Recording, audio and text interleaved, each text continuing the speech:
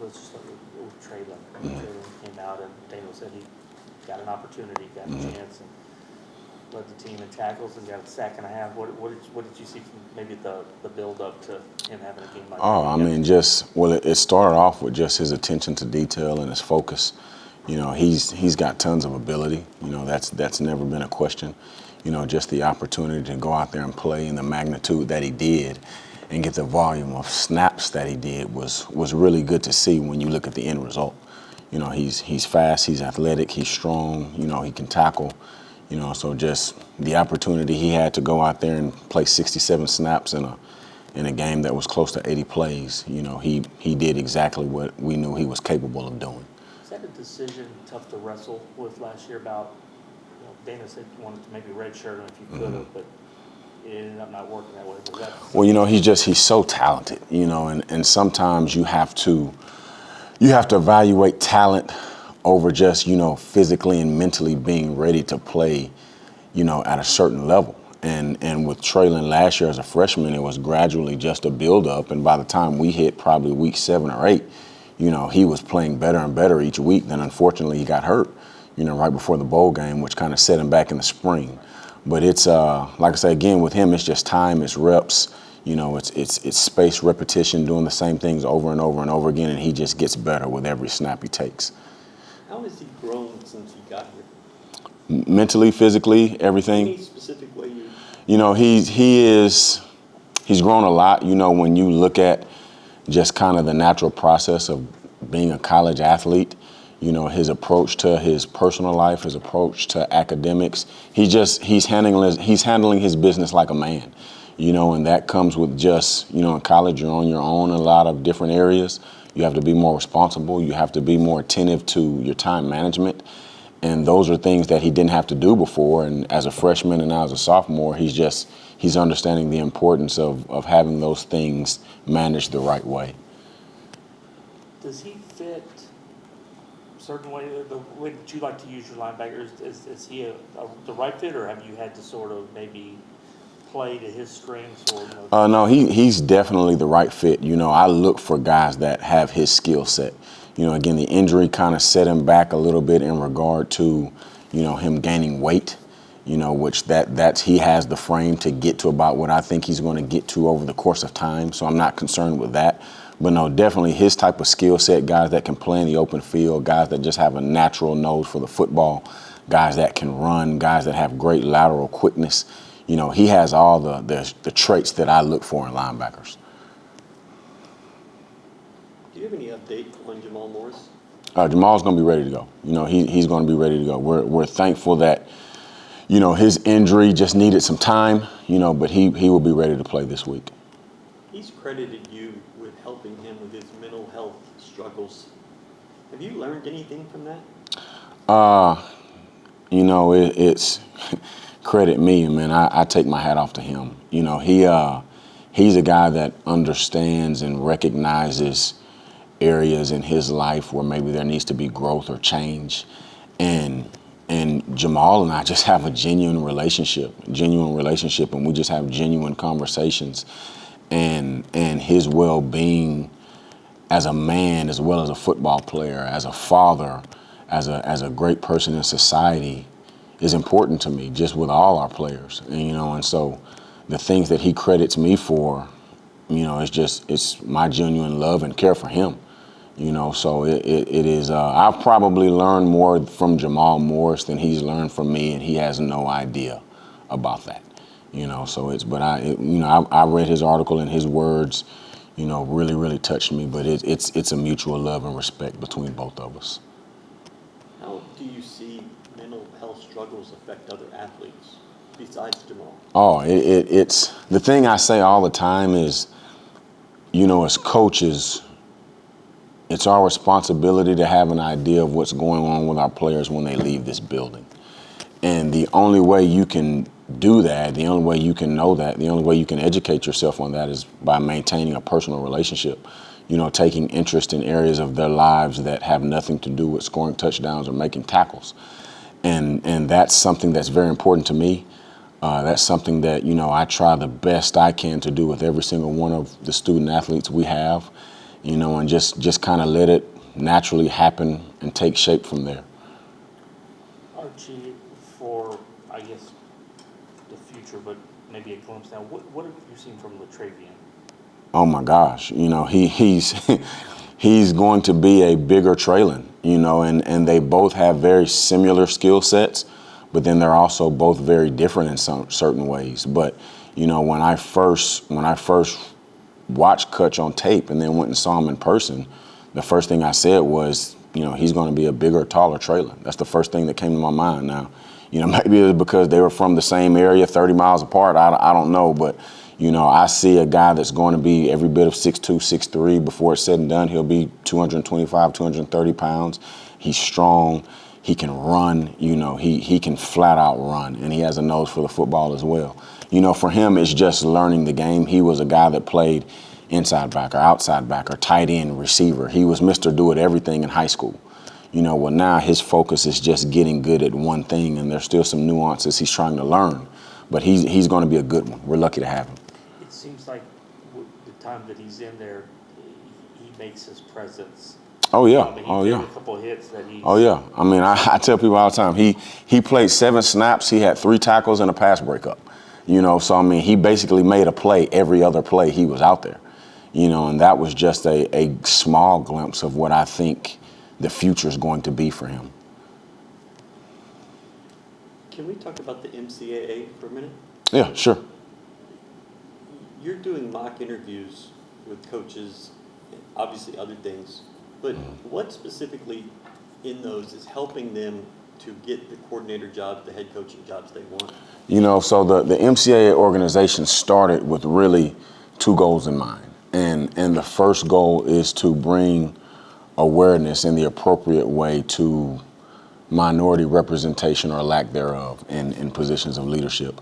And then number 2, to just create opportunities for preparation.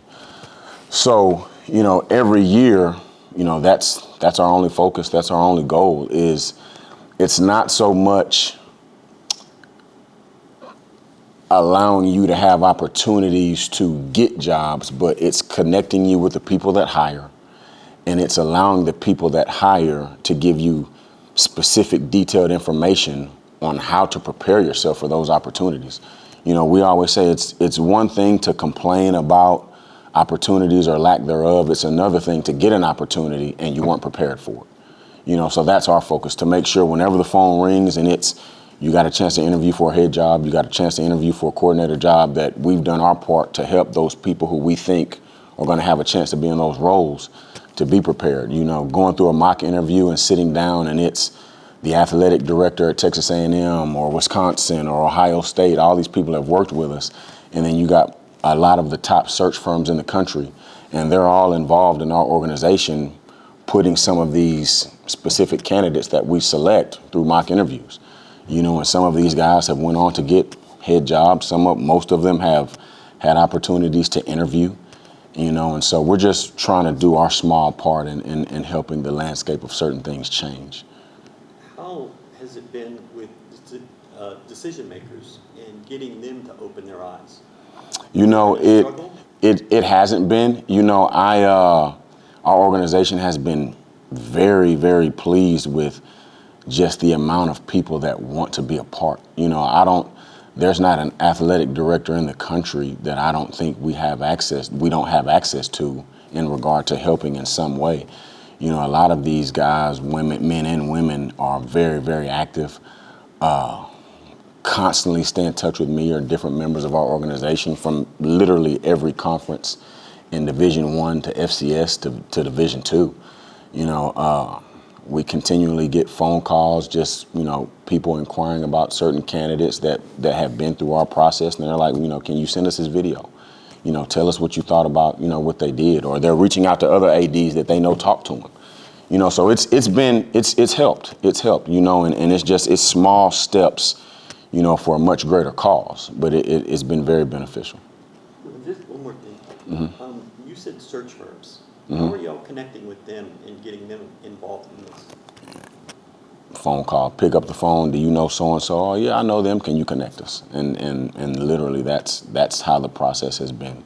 You know, when we sit down and, you know, in my role that I serve, you know, and we do this every summer when we actually put the mock interviews together, and you go back and you look at the list of people that consistently work with us every year, between administrators, between search firms, I mean, that list is probably at 80 or 90 right now, you know, and you know, and there's literally representation from every conference, you know, in the country, you know, which extremely, you know, makes us very proud. So just to be clear, like in the summer, you'll get, you know, you'll pick some candidates, and will it be in person or is it on Zoom? So we'll do it on, what we do is during the summer, our board will sit down, and what we try to do is identify certain candidates that we think in the next 2 to 4 years will either have an opportunity to interview for a head job or probably will be a head coach. And then we reach out to them, explain who we are, explain what we're doing, explain to them how it's set up and the structure of it, and say, would you like to be a part? You know, and then from there, what we'll do is for each specific candidate, we'll create an interview scenario that's different for everybody. I will then put together the specific interview team. So it, like, again, it could be 3 ADs in a search firm. That's your interview team. And then they take the scenario, they prepare all of their questions and things based off that scenario. And some people do it completely different. You know, some people will say, okay, I'll serve as the university president, I'll serve as the #1 financial donor, I'll serve as the AD, and that's how they kind of set up their mock. Everybody kind of does it differently. And then each candidate over Zoom will be in a Zoom room with their specific team, and they'll have a 45-minute, as close to the real thing as you can possibly make it interview. You know, and then at the end, there's 15 minutes for questions and feedback. Okay, so the critique it. Yes. Have y'all had any, I would say, use the word success story? Has there been something something tangible where you can say, okay, we want to make a difference, and now we can Well, I mean, it's and no credit to us by any means, but just when you look at, you know, some of the guys that have actually done it, you know, the very first year we put this together, Marcus Freeman was one of our first guys. Well, now he's the head coach at Notre Dame. You know, every person that we have identified that kind of fits this role.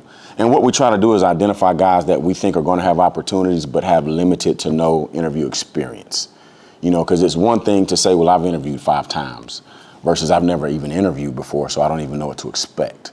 And so that's kind of how we try to identify certain candidates. But literally every single one of them that we've selected, you know, has had a chance to interview for a head job, you know, over the last 4 or 5 years that we've done this.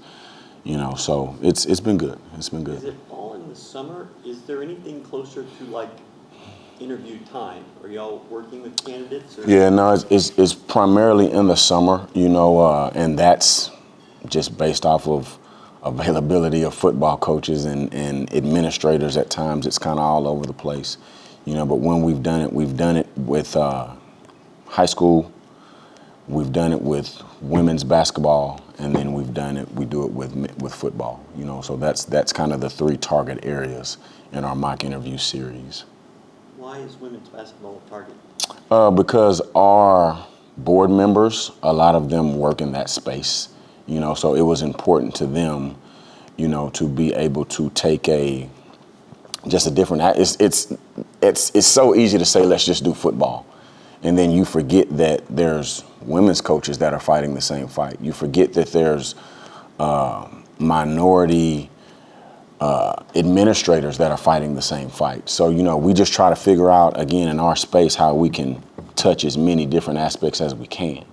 You know, so women's basketball, we have a couple of very, very successful women's basketball coaches on our executive board that they were like, is there a way we can do this? And we try to get it done.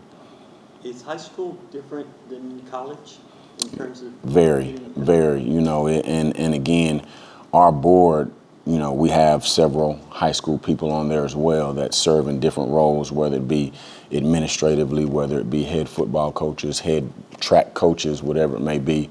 And, you know, I kind of let them handle that part because that's not really my wheelhouse, but, you know, they structure it in a way, again, where it can be beneficial for all the candidates that participate.